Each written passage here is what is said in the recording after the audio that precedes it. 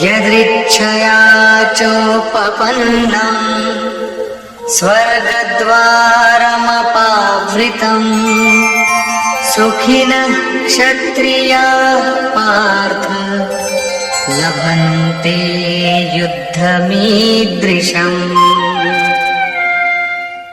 पार्थिव शरीर को ही रथ बनाकर अचूक लक्ष्य वेदी अर्जुन स्वतः प्राप्त स्वर्ग के खुले हुए द्वार रूपी इस युद्ध को भाग्यवान क्षत्रिय ही प्राप्त करते हैं। क्षत्रिय श्रेणी के साधक में तीनों गुणों को काट देने की क्षमता रहती है। उसके लिए स्वर्ग का द्वार खुला है, क्योंकि उसमें दैवी संपद पूर्णता अर्जित रहती है। स्वर्ग में विचरने की उसमें क्षमता रहती है। यही खुला हुआ स्वर्ग का द्वार है। क्षेत्र क्षेत्रज्ञ के इस युद्ध को भाग्यवान क्षत्रिय ही पाते हैं, क्योंकि उनमें ही संघर्ष की क्षमता है। दुनिया में लड़ाइयां होती हैं, विश्व सिमट कर लड़ता है, प्रत्येक जाति लड़ती है, किंतु शाश्वत विजय जीतने वाले को भी नहीं मिलती। ये तो बदले हैं। जो जिसको जितना दबाता है, कालांतर में उसे भी उतना ही दबना पड़ता है। ये कैसी विजय है जिसमें इंद्रियों को सुखाने वाला शोक बना ही रहता है, अंत में शरीर भी नष्ट हो जाता है। वास्तविक संघर्ष तो क्षेत्र और क्षेत्रज्ञ का है, जिसमें एक बार विजय हो जाने पर प्रकृति का सदा के लिए निरोध और परम पुरुष परमात्मा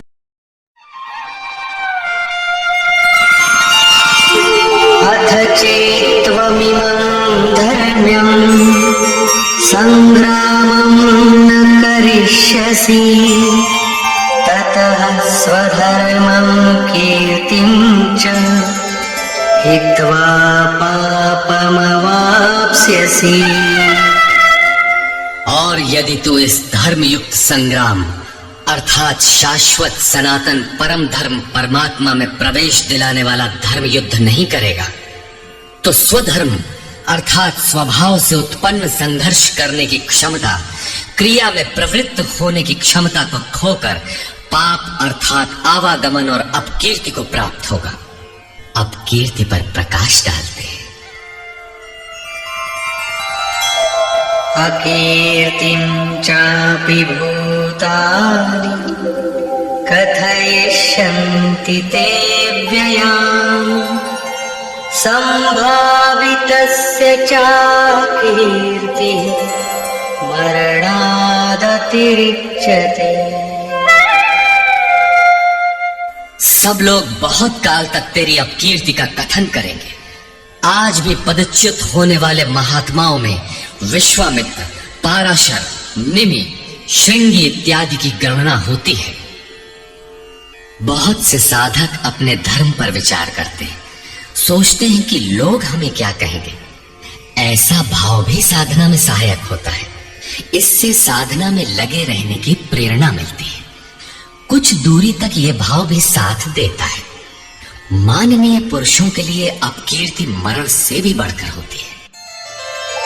भयाद्रणादुपरतम् मंस्यन्ते त्वां महारथाः येषां च त्वं बहुमतो भूत्वा यास्यसि लाघवम्। जिन महारथियों की निगाह में तू बहुत माननीय होकर अब तुच्छता को प्राप्त होगा, वे महारथी लोग तुझे भय के कारण युद्ध से उपराम हुआ मानेंगे। महारथी कौन? इस पथ पर महान परिश्रम से आगे बढ़ने वाले साधक महारथी हैं। इसी प्रकार इतने ही परिश्रम से अविद्या की ओर खींचने वाले काम, क्रोध, लोभ, मोहादि भी महारथी हैं, जो तुझे बहुत सम्मान देते थे कि साधक प्रशंसनीय है। तुम उनकी निगाह से गिर जाओगे। इतना ही नहीं, बल्कि अवाच्य वादांश्च बहून् वदिष्यन्ति तवाहिताः निन्दन्तस्तव सामर्थ्यम् ततो दुःखतरं नु किम्। वैरी लोग तेरे पराक्रम की निंदा करते हुए बहुत से न कहने योग्य वचनों को कहेंगे। एक दोष आता है तो चारों ओर से निंदा और बुराइयों की झड़ी लग जाती है। न कहने योग्य वचन भी कहे जाते हैं। इससे बड़ा दुख क्या होगा? अतः हतो वा प्राप्स्यसि स्वर्गम् जित्वा वा भोक्ष्यसे महीम् तस्मादुत्तिष्ठ कौन्तेय युद्धाय कृतनिश्चयः। इस युद्ध में मरोगे तो स्वर्ग प्राप्त करोगे। स्वर में विचरने की क्षमता रहेगी। श्वास से बाहर प्रकृति में विचरने की धाराएं निरुद्ध हो जाएंगी। परम देव परमात्मा में प्रवेश दिलाने वाली दैवी संपद हृदय में पूर्णता प्रवाहित रहेगी। अथवा इस संघर्ष में जीतने पर महामहिम स्थिति को प्राप्त करोगे। इसलिए अर्जुन, युद्ध के लिए निश्चय करके खड़ा हो। प्रायः लोग इस श्लोक के अर्थ में समझते हैं कि इस युद्ध में मरोगे तो स्वर्ग जाओगे और जीतोगे तो पृथ्वी का भोग भोगोगे। किंतु आपको स्मरण होगा, अर्जुन कह चुका है, भगवान पृथ्वी ही नहीं अपितु त्रैलोक्य के साम्राज्य और देवताओं के स्वामीपन अर्थात इंद्र पद प्राप्त होने पर भी मैं उस उपाय को नहीं देखता जो इंद्रियों को सुखाने वाले मेरे शोक को दूर कर सके। यदि इतना ही मिलना है तो गोविंद, मैं युद्ध कदापि नहीं करूंगा। यदि इतने पर भी श्री कृष्ण कहते कि अर्जुन लड़ो, जीतोगे तो पृथ्वी पा जाओगे, हारोगे तो स्वर्ग के नागरिक बन जाओगे, तो श्री कृष्ण देते ही क्या है? अर्जुन इससे आगे का सत्य, श्रेय, परम कल्याण की कामना वाला शिष्य था, जिसे सद्गुरुदेव श्री कृष्ण ने बताया कि क्षेत्रज्ञ के इस संघर्ष में यदि शरीर का समय पूरा हो जाता है और लक्ष्य तक नहीं पहुंच सके तो स्वर्ग प्राप्त करोगे, अर्थात स्वर में ही विचरण करने की क्षमता प्राप्त कर लोगे। दैवी संपत हृदय में ढल जाएगी और इस शरीर के रहते रहते संघर्ष में सफल हो जाते हो तो महिम, सबसे महान ब्रह्म की महिमा का उपभोग करोगे, महामहिम की स्थिति प्राप्त कर लोगे। जीतोगे तो सर्वस्व, क्योंकि महामहिमत्व को पाओगे, और हारोगे तो देवत्व। दोनों हाथों में लड्डू रहेंगे, लाभ में भी लाभ और हानि में भी लाभ ही है। पुनः इसी पर बल देते हैं, सुख दुःखे समे कृत्वा लाभालाभो जयं जयं ततो युद्धाय युज्यस्व नैवं पापमवाप्स्यसि। इस प्रकार सुख दुख, लाभ हानि, जय पराजय को समान समझकर तू युद्ध के लिए तैयार हो। युद्ध करने से तू पाप को प्राप्त नहीं होगा, अर्थात सुख में सर्वस्व और दुख में भी देवत्व है। लाभ में महिम की स्थिति अर्थात सर्वस्व और हानि में भी देवत्व है। जय में महामहिम स्थिति और पराजय में भी दैवी संपत्ति पर अधिकार है। इस प्रकार अपने लाभ हानि को भली प्रकार स्वयं समझकर तू युद्ध के लिए तैयार हो। लड़ने में ही दोनों वस्तुएं हैं। लड़ोगे तो पाप अर्थात आवागमन को प्राप्त नहीं होगे, अतः तू युद्ध के लिए तैयार हो। एषा ते विहिता सांख्ये बुद्धिर्योगे त्विमां शृणु बुद्ध्या युक्तो यया पार्थ कर्मबन्धं प्रहास्यसि। पार्थ, ये बुद्धि तेरे लिए ज्ञान योग के विषय में कही गई है। कौन सी बुद्धि? यही कि युद्ध कर। ज्ञान योग में इतना ही है कि अपनी हस्ती को देखकर लाभ हानि का भली प्रकार विचार करके कि जीतेंगे तो महामहिम स्थिति और हारेंगे तो देवत्व। जय में सर्वस्व और पराजय में भी देवत्व। दोनों तरह लाभ है। युद्ध नहीं करेंगे तो सभी हमें बुरा कहेंगे, भय से उपराम हुआ मानेंगे, अपकीर्ति होगी। इस प्रकार अपने अस्तित्व को सामने रखकर स्वयं विचार कर युद्ध में अग्रसर होना ही ज्ञान योग है। प्रायः लोगों में भ्रांति है कि ज्ञान मार्ग में कर्म युद्ध नहीं करना पड़ता। वे कहते हैं कि ज्ञान मार्ग में कर्म नहीं है। मैं तो शुद्ध हूं, बुद्ध हूं, चैतन्य हूं, अहम ब्रह्मास्मि। गुण ही गुण में बरतते हैं, ऐसा मानकर हाथ पर हाथ रखकर बैठ जाते हैं। योगेश्वर श्री कृष्ण के अनुसार यह ज्ञान योग नहीं है। ज्ञान योग में भी वही कर्म करना है जो निष्काम कर्म योग में किया जाता है।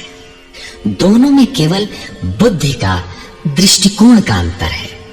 ज्ञान मार्गी अपनी स्थिति समझकर अपने पर निर्भर होकर कर्म करता है, जबकि निष्काम कर्मयोगी इष्ट के आश्रित होकर कर्म करता है। करना दोनों मार्गों में है और वो कर्म भी एक ही है जिसे दोनों मार्गों में किया जाना है। केवल कर्म करने के दृष्टिकोण दो है।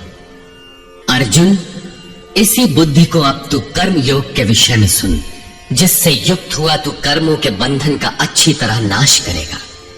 यहां श्री कृष्ण ने कर्म का नाम पहली बार लिया, लेकिन ये नहीं बताया कि कर्म है क्या। अब कर्म न बताकर पहले कर्म की विशेषताओं पर प्रकाश डालते हैं।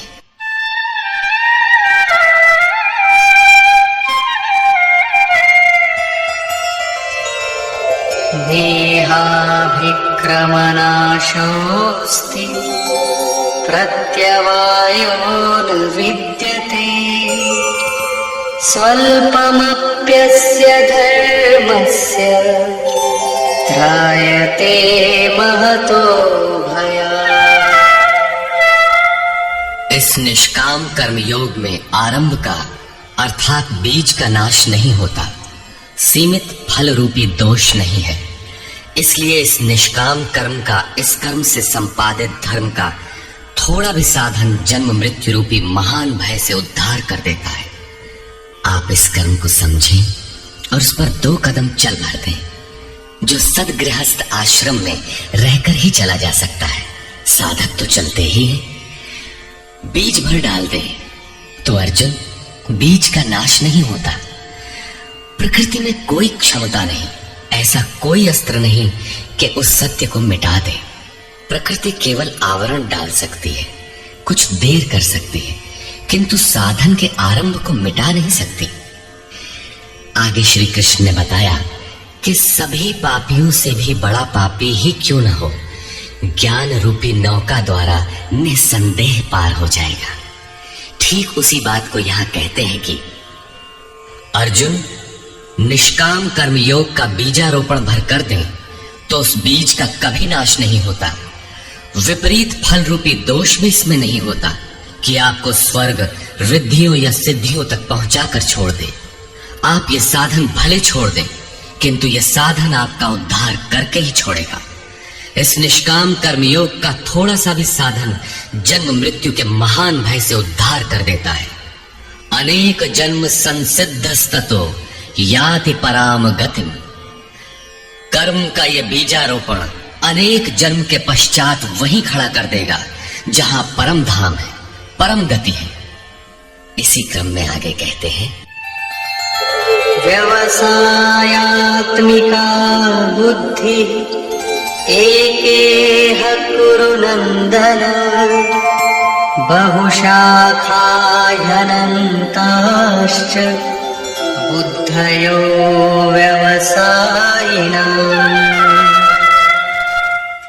अर्जुन, इस निष्काम कर्म योग में क्रियात्मक बुद्धि एक ही है, क्रिया एक है और परिणाम एक ही है। आत्मिक संपत्ति ही स्थिर संपत्ति है। इस संपत्ति को प्रकृति के द्वंद्व में शनैः शनैः अर्जित करना व्यवसाय है। ये व्यवसाय अथवा निश्चयात्मक क्रिया भी एक ही है। तब तो जो लोग बहुत सी क्रियाएं बताते हैं, क्या वे भजन नहीं करते? श्री कृष्ण कहते हैं, हाँ, वे भजन नहीं करते। उन पुरुषों की बुद्धि अनंत शाखाओं वाली होती है, इसलिए अनंत क्रियाओं का विस्तार कर लेते हैं।